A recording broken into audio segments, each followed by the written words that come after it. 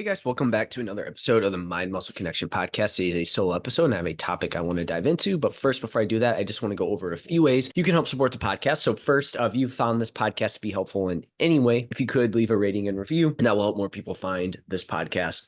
Again, I want to continue to grow this show and get this information out to more people. So if you know somebody that would benefit from it, or again, you want more people to find out about it, please leave a rating and review, and that will help more people do just that. Again, appreciate everybody who listens, but any little bit helps there on that. Next, if you found this just going off of instinct or habit here, next, I have my free masterclass on body recomp, what it is, how to do it. You can find the link to that in the show notes. I also have my free masterclass on nutrition periodization. So I go over each nutrition phase, what it is, how to do it, common mistakes, adjustments, how to set it up, literally through every phase. So if you have any questions on that, or again, maybe you're thinking about doing a fat loss phase and hey, am I setting this up correctly? Again, that video is going to be for you. There with that, and a link to that is in the show notes. And then next, if you haven't yet, give me a follow on Instagram, Jeff. That's where I'm most active on social media. So if you have any questions or something doesn't make sense, or you have a follow-up to what I say on here, you can do just that. So with that out of the way, let's dive into today's topic. So I don't know what's going to come to me here in the next little bit, but I'm going to go over protein. I want to go over some recent studies on protein. So really, this is your guide to protein from a body composition perspective. Okay. So I'll dive into that. Again, this is going to be based on updated research. I'm going to go over timing of it, how much you need, sources as well too. And then again, do you need to go for lean body mass? Do you need to go, do these numbers need to be based on body weight? And what does that kind of post-workout kind of protein look like? So the first one I want to go over is a study that looked at how much protein do we really need. I feel like for a lot of people, it's, protein's great, right? And I think when I first got into this field, it was like, hey, people just need to eat more protein, just eat more protein. And I think generally most people need to choose better sources of protein for sure. And they're probably a little low if their goal is to change their body composition. But I feel like this is swung to where now it's like just protein, everything, right? Everything's labeled high protein and that means it's automatically good. And again, we need to look into it more. And again, with protein, I think it is super helpful, but I just feel like recently its benefits have gone too far. So I'm just trying to bring this back a little bit. Again, understanding that yes, a lot of people do need to eat more protein and it is super important, right? This study looked at how much did somebody need, right? A recent study showed that consuming 3.2 grams per kg per day, which is around like 1.5 to 1.6 grams per pound of body weight, was no better than consuming 1.6 kg, which is going to be around 0.7 to 0.8 grams per pound of body weight when it comes to muscle growth in resistance trained males. Okay, so really what that means is, again, so this was a study by Bagari et al. In 2023, effects of 16 weeks of two different high protein diets with either resistance or concurrent training on body composition, muscular strength, and performance with that, right? And they found that from a muscle growth perspective, again, consuming 1.5 to 1.6 was no better than 0.7 to 0.8 grams. And Dr. Eric Trexler has been the one that kind of brought this to my attention the last couple of years about how we have these magical numbers. And again, it's like around 1 gram per pound of body weight, but it's okay, can we push that? And there is even some thought that you could potentially go a little bit lower. But also, I want to point out that really it depends on where you're at. Somebody going from, let's say, 0.3 grams per pound of body weight per day to 0.6 is going to see huge impacts of this, right? But somebody going from 0.7 to 0.9 is probably going to see less return on investment there, right? So that's something that I want to get out of the way there with that. So a few caveats to this particular study is the subjects were told to consume a caloric diet, right? So a calorie surplus. So what that means is being in a calorie deficit may alter your protein numbers, right? And generally speaking, I think if you are in a deficit, it would be helpful to increase your protein a little bit higher, right? For the satiety aspect of it, right? And lean body mass maintenance as well too. And it really does depend on how lean you are, right? The leaner you are, you probably want to be a little bit higher with that as well too. But again, they were told to be in a calorie surplus. This is important because they weren't in a calorie deficit, which is going to impact these numbers, right? We need to understand the energy balance that you're in there with that. 2, this was done on resistance trained males, age 18 to 36. These findings may not be as applicable to those outside of this demographic. And one demographic that I think needs to make sure that they do get enough protein and they don't underdo it is, say, people over the age of 40 to 50, right? And again, they didn't study that in this, right? This is 18 to 36. You can get away with a lot more here with this, right? So again, would that change the number and make it a little bit higher, right? Again, so we need to so my takeaway in practical applications from this particular study is, one, when it comes to muscle growth, you don't need to stress super high protein numbers as increasing your protein intake past, say, 0.7 to 1.2 grams per pound of body weight per day. isn't going to increase muscle growth once you hit that threshold, right? Again, just hammering in more and more protein isn't going to do anything from a muscle building perspective. Things are largely maxed out at that 0.7 to probably not even 1.2, probably closer to 1. But again, just thinking if you just eat more protein, you're going to build more muscle is not the case, right? It does max out at a certain point. 2, if you enjoy eating higher protein, then you can increase it past these numbers, as there's no downside. The biggest thing is just make sure it doesn't impact your overall caloric intake and carb fat intake, right? So again, you could eat so much protein that now carbs and fats aren't where they should be, and they're not in an ideal position, and that's going to impact things, right? So you do have that constraint there with that.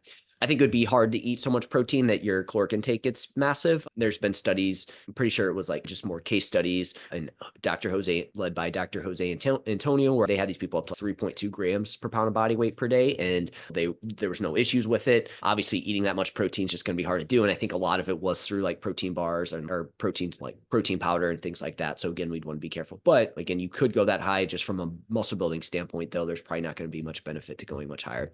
Number 3, protein is generally satiating, so increasing it past these amounts may help with that in times of a calorie deficit when hunger is high, or if you want to reduce the risk of overeating while at maintenance or surplus, right? However, this still does come down to preference and how it impacts total caloric intake and carbs, fat. So what that means is when you're in a deficit, you could go higher than these numbers that I'm talking about, and it could help with satiety, right?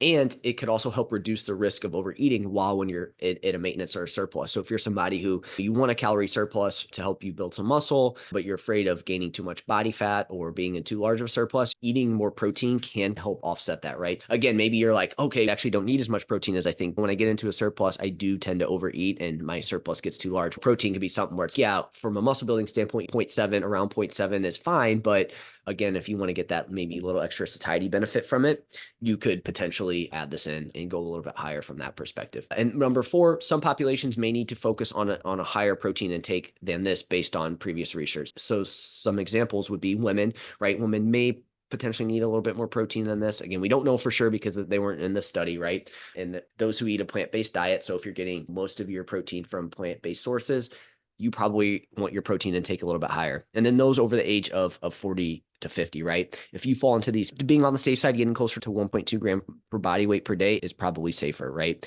And if you're in a calorie deficit, those would be the main considerations where you still probably want to caution on a little bit on the higher end of things here. 5, I want to also point out that training is what sends a signal to build muscle. So you cannot build muscle without that signal, no matter how much protein you eat. So just eating a ton of protein isn't going to help you build muscle. You need to send that signal for it to happen. And you do that through resistance training, right? So that's the other thing here that, again, people like overly focus on just protein. It's, oh, I didn't train for 2 weeks, but I ate enough protein. So that's unfortunately not going to help preserve lean body mass, right? You need to resistance train there for that, right? So we need to make sure we do that. So that's where I fall on how much. I thought another interesting study that came out was how much can you have at one time, right? So how much protein can you have at one time? My thoughts on a new protein study and protein recommendations. Tremelin et al., I don't know if that's how you say his name, by the way, looked at taking in up to 100 grams of protein following a resistance training workout in young, healthy males. So again, we have to look at, okay, this is in young, healthy males. So again, we want to look at that. The title of the paper was the anabolic response to protein ingestion during recovery from exercise has no upper limit in magnitude and duration in vivo in humans.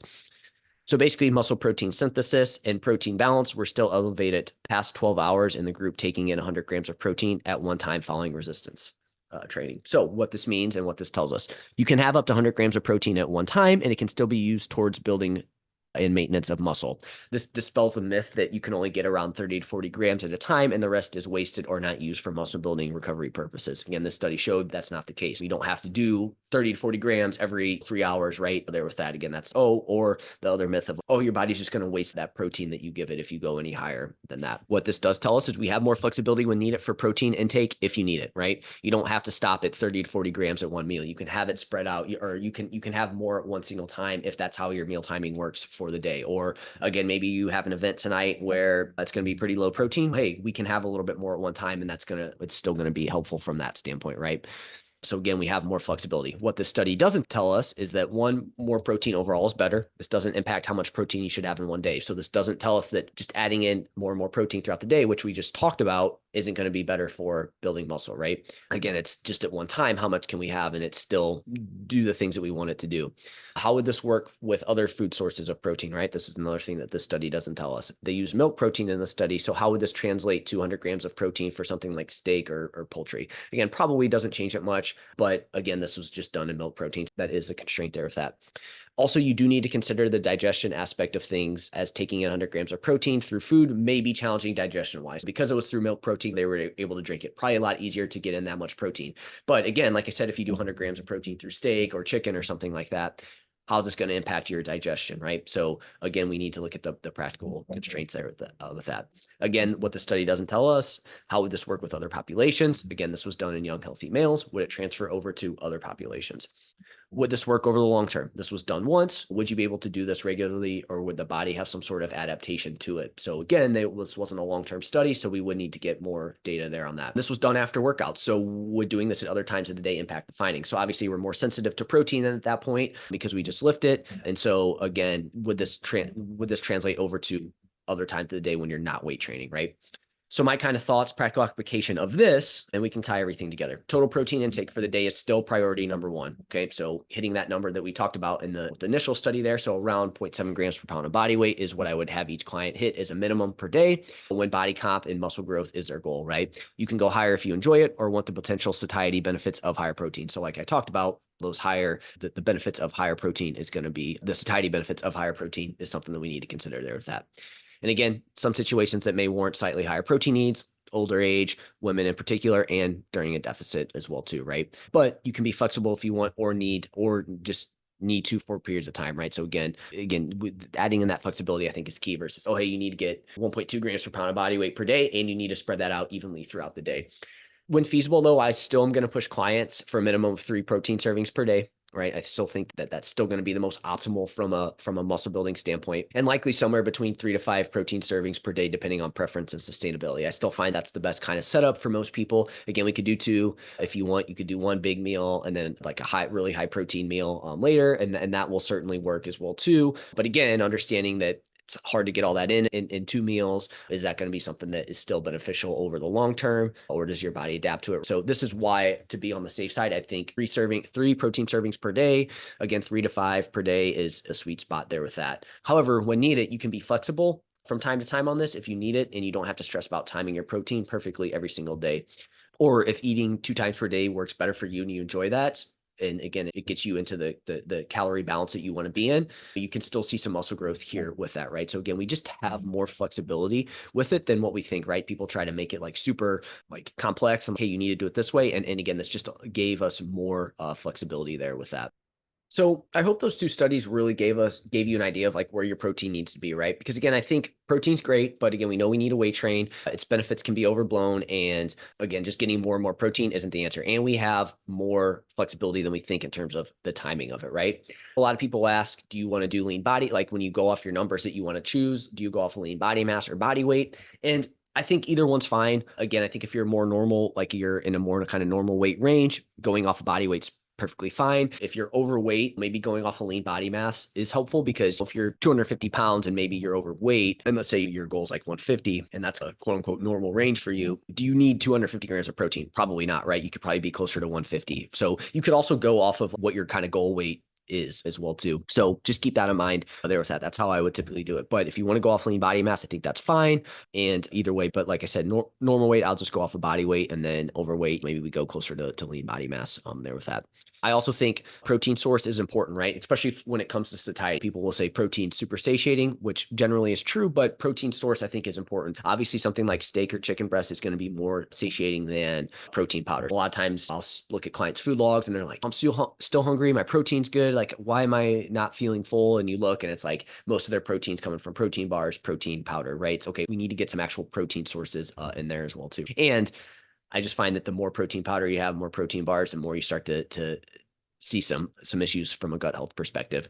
And then lastly, the last thing I want to hit on here is the anabolic window. A lot of times people will, oh, hey, you need to get protein right after your workout. And again, I think generally that's a good thing to do and to aim for. But I think the big thing is we just don't want to screw up our timing around our workouts. Okay. Just making sure you don't go extended periods of time without protein. If you don't eat beforehand, making sure you get protein in relatively soon after your workout is going to be key. If you just ate 1 to 2 hours before you worked out, then you have a little bit more wiggle room afterwards, and you have more of a window afterwards to get protein in. You don't have to work out and slam your protein shake right away. You have time there with that. So again, that's another thing that I want to go over with protein. So this is where I'm at with protein right now. Again, hopefully this gives you more kind of things to work with, gives you more flexibility with protein while still hitting your goals with that. So if you have any questions on this topic, let me know. That's it for now, and I'll chat with you guys next time.